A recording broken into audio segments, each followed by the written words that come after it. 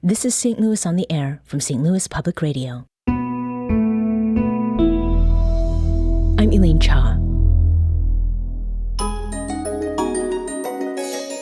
Today's media landscape is one marked by continuous change thanks to the increasing relevance of citizen journalism, homemade content creation, and social media's prominence in mainstream media. Audiences no longer have to wait for a newspaper to be published or sit by the TV or radio for the evening news to get caught up on the happenings around town or across the country. That plays a significant role in how people consume or whether they trust the media in front of them. And nearly 10 years ago, video of Eric Garner being held in a lethal chokehold by New York City police and footage of protests that followed the fatal shooting of Michael Brown Jr. in Ferguson by police demonstrated how various mediums on different platforms drive culture, politics, and our relationship with news media. Eric Deggans is NPR's TV critic and media analyst, and he joins us today to share his thoughts on the matter. Eric, welcome to the program. Thanks for having me. So, Eric, in December of 2014, you wrote the first of your now annual summaries of important moments in media, and that happened to also be your first year in review for NPR. First of all, why is it that you chose the term media moments?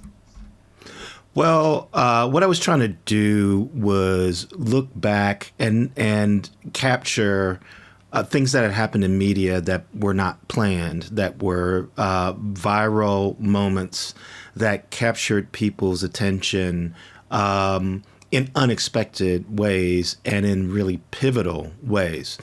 And there was a sense back then that the response to the shooting of Michael Brown and the protests that followed was changing media and was changing society in ways that maybe we were only beginning to understand even at the end of that year. Mm-hmm. So it landed at the top of my list that year. Yeah. And where were you, Eric, when all of that was going on? Like, where in the country? And what is it that you were hearing around you? Well, I live in St. Petersburg, Florida, right next to Tampa, in the Tampa Bay area on the west side of Florida. So, what was happening where I was, of course, we were glued to the TV sets while the protests were happening, trying to get a sense of what was happening. And I even had some friends who were involved in covering what was going on there. So I was even concerned for my friends' safety.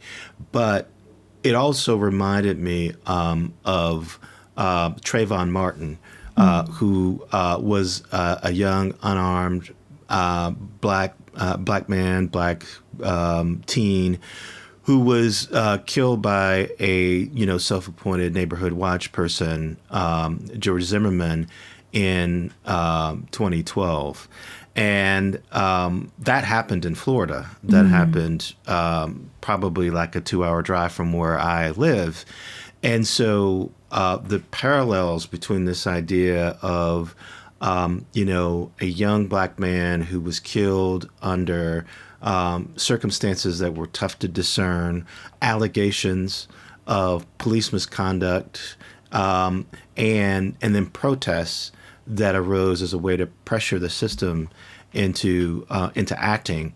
All of that kind of reminded me of Trayvon Martin, although the cycle where we went from Michael Brown's death to protests and public pressure was much quicker. And that was the thing.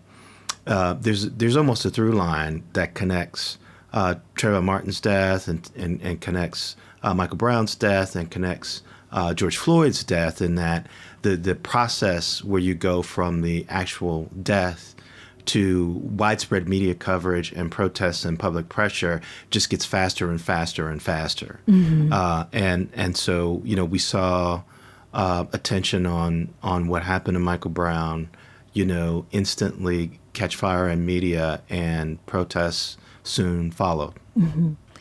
Now, in your 2014 sort of year in review, the title or a subtitle, Media Moments That Changed Us in 2014 is what we see.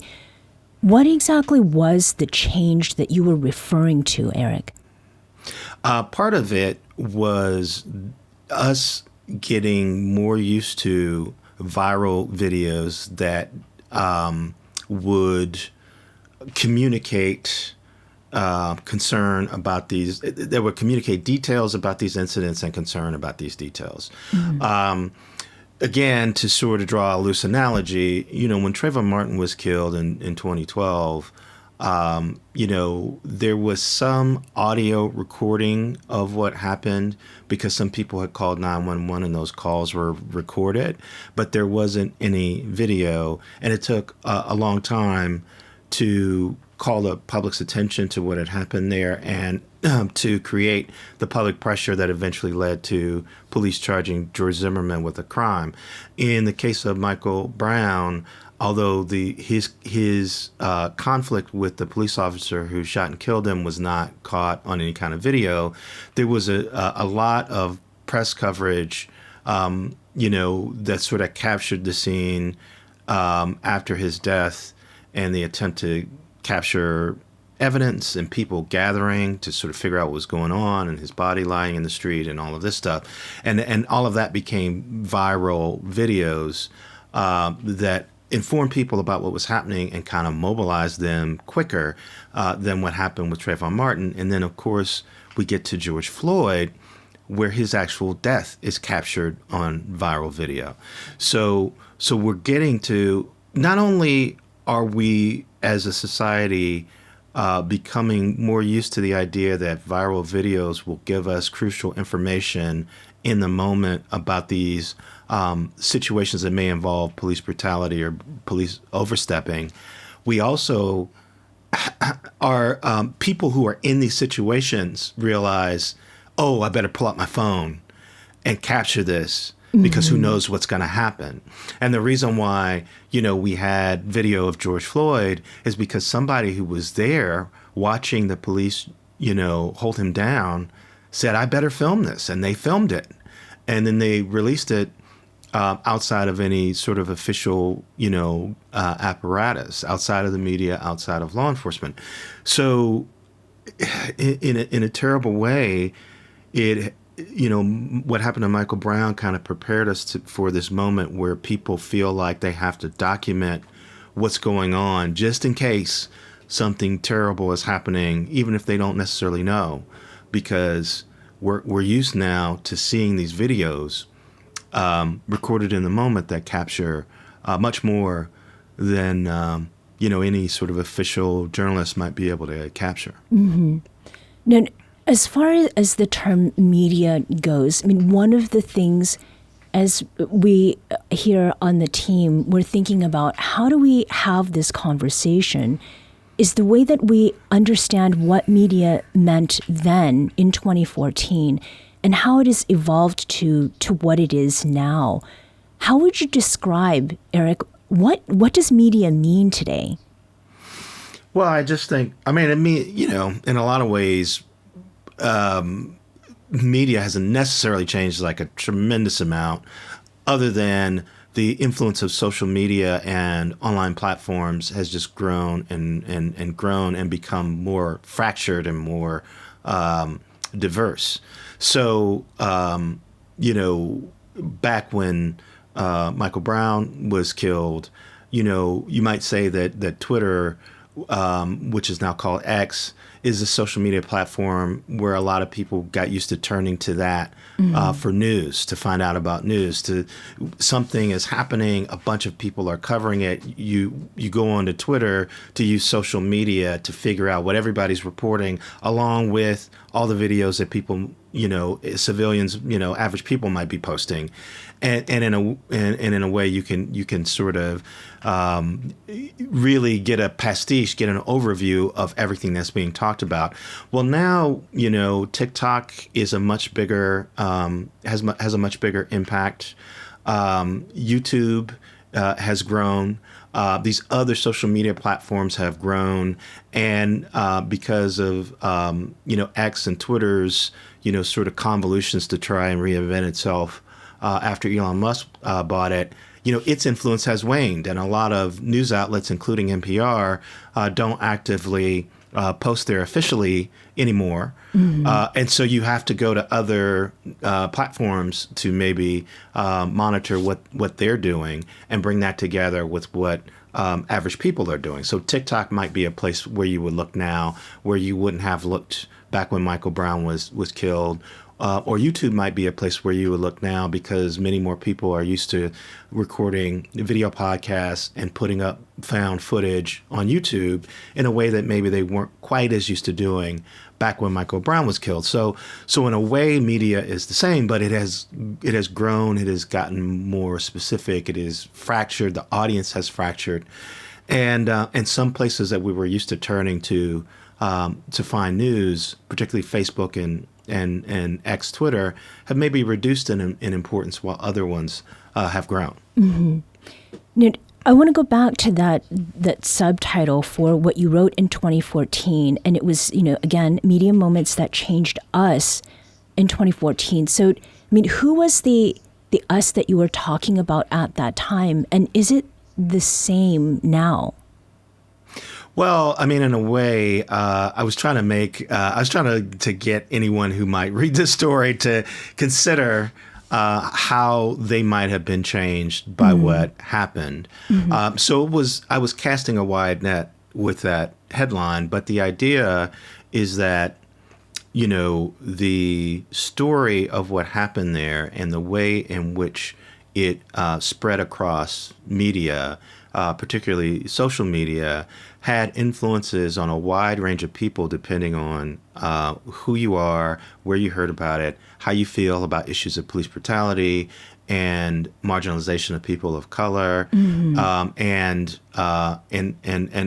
even protesting, civil protest, and so there was and that whole incident became something that was talked about for quite a long while, and people on many different areas of the political spectrum were using what happened there to prove their point of view, whether it was people who were trying to make the point about how deadly police brutality could be to people of color, or it was people trying to make the point that sometimes these confrontations with police officers are exaggerated by people who want to criticize the police, and that ultimately, prosecutors determined that they could not charge this officer with a crime in the death of Michael Brown. So you had people from a range of political and social perspectives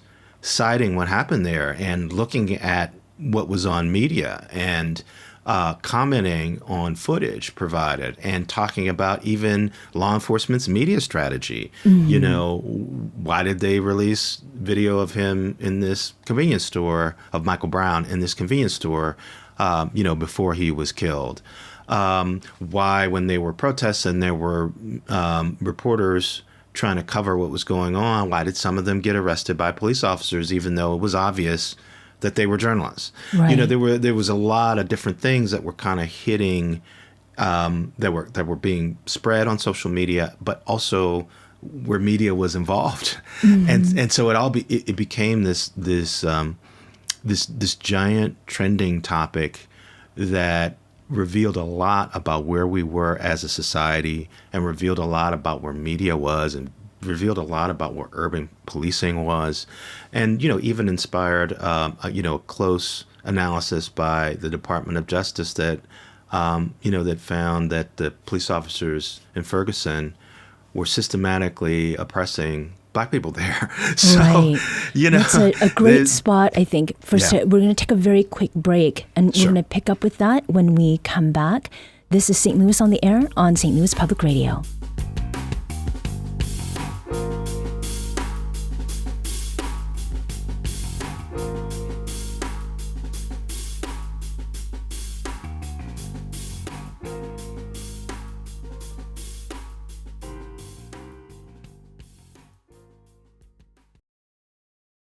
Welcome back. Let's return to our conversation with Eric Deggans, NPR TV critic and media analyst. We're talking about the way media moments in 2014, particularly video of Eric Garner and protests after the police killing of Mike Brown Jr. impacted media as we knew it then and continues to have effects through today. Now, Eric, before the break, you were talking about the way in which some people's stories or accounts are dismissed or assumed to be exaggerated. And much of the time, these are stories that pertain to people of color, very often with Black Americans. And I don't think it's any accident that the two moments that we've talked about involve Black victims. Now, recently, you tweeted, Eric, about a new Pew report about Black Americans' mistrust, that is, of media. And that report talks about news media as well as TV shows and films. And they had an interesting choice of words for something that's currently under review. And that was, quote, racial conspiracy theories.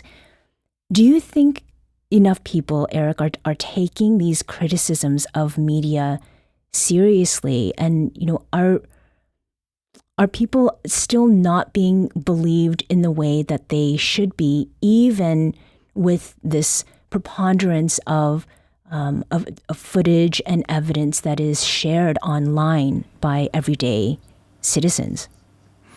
Well, there's a whole lot in that in the answer to that question that you asked. First, I'll point out that in terms of the Pew study that you talked about, they have already changed how it is worded. Mm-hmm. When it was first released, they called Black people's suspicions about how news media treats them racial conspiracy theories.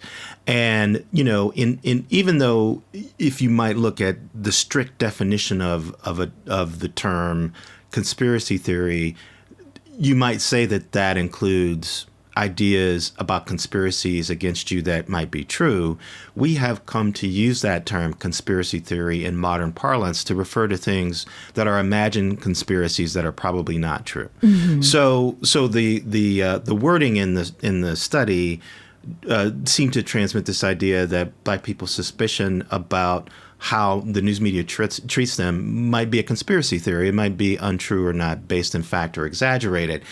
And, we're at a situation where there are large numbers of newspapers that have officially apologized for how they covered the civil rights movement in the 60s and the 70s, saying that they marginalized Black voices, that they unfairly characterized civil rights leaders and their goals in the movement, and unfairly supported white people who were hostile to the interests of integration and ending segregation and all of it. So there's some very real, tangible, evidence that Black people's feeling about how the news media treats them is grounded in fact and persists even to this day.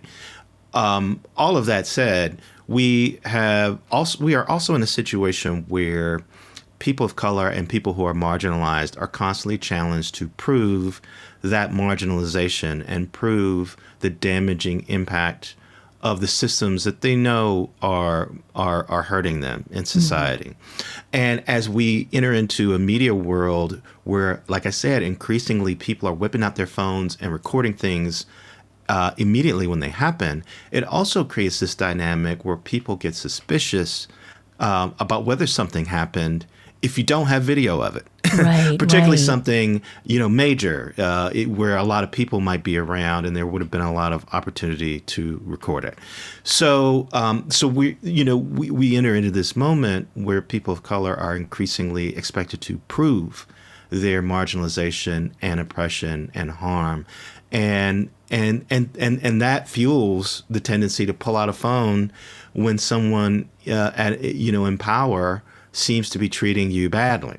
Mm-hmm. Now, on top of all of this, the Michael Brown situation is particularly difficult because, you have to admit that it is entirely possible that what the police officer said about how, as far as I know, I haven't delved into this issue in depth, recently. But my understanding of all the investigations that sprouted from Michael Brown's death is that, it is possible to say that the police officer's account of what happened is true, that he had gotten an emergency call saying that a local convenience store had something had been stolen from it. He comes across these two guys. He speaks to them.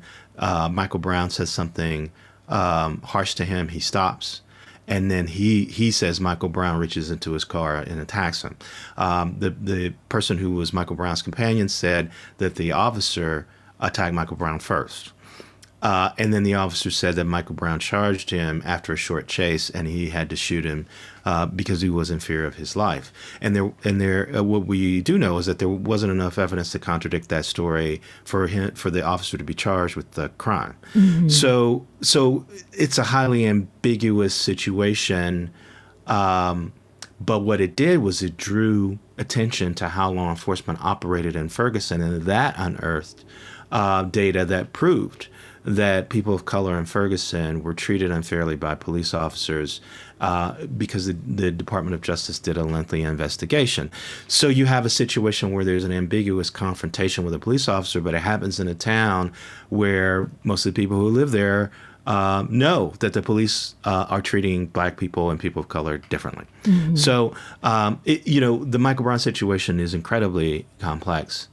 And I think that's one reason why George Floyd's murder had an even greater impact, because it was so clear-cut in a way. Right. The video wasn't edited. The video that the civilian recorded wasn't edited. People could watch what happened over more than 8 minutes.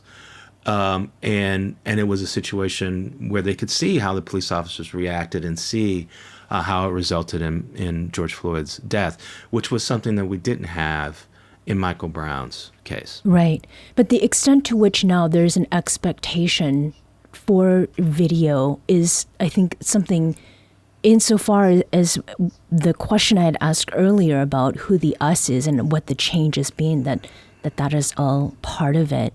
We also talked earlier, Eric, about how we as the audience or as content creators or journalists are more used to taking out our phones and recording moments, whether that be audio or visual content, and then sharing it widely on social media platforms like X or Instagram. What is there to say about how audiences engage with media and how we all consume and interact with it? Well, I think in the case of Michael Brown's death, what we learned, and we already kind of knew this, but we really learned it in the wake of his death and in the wake of other people of color who died in similar situations where people tried to record video, is that, we are, our phones and the cameras inside them are turning us all into potential journalists, all into potential media outlets, all into potential witnesses.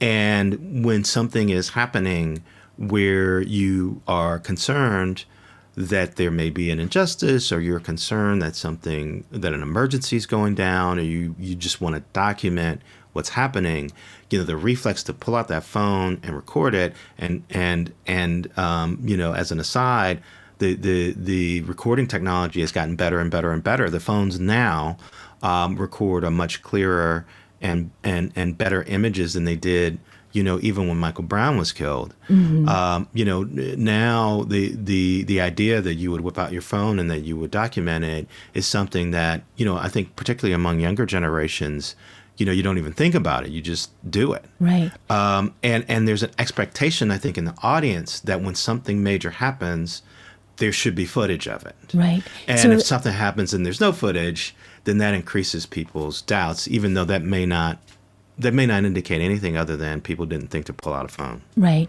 And in our last minute and a half or so, I know it's not fair to ask you to do this quickly, but with this 10-year anniversary, what do you think we can expect of media covering 10 years later?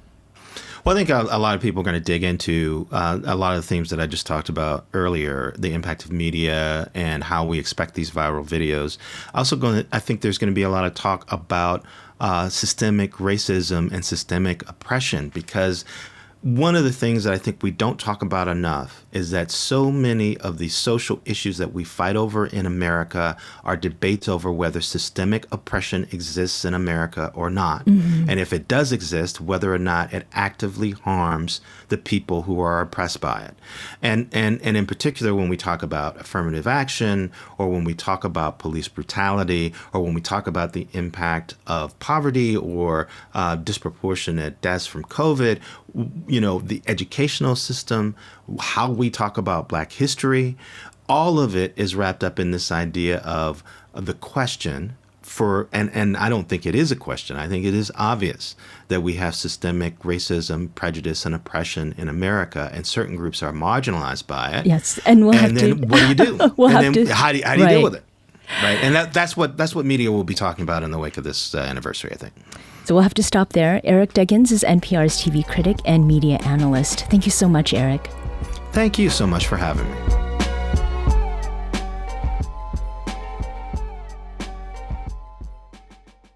This episode was produced by Maya Norfleet and Elaine Cha.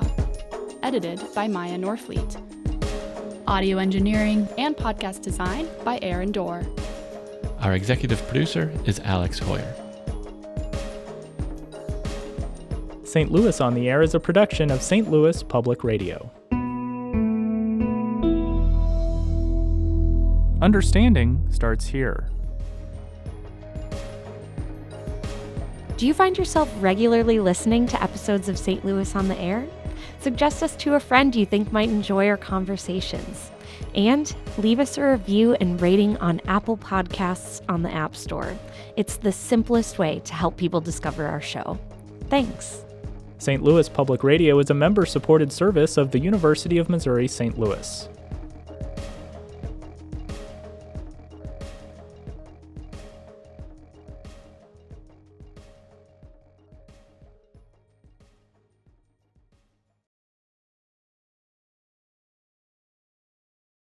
Support comes from the Missouri Forest Products Association, providing more than 41,000 jobs in the production of wood pallets, railroad ties, white oak barrels, hardwood floors, and more.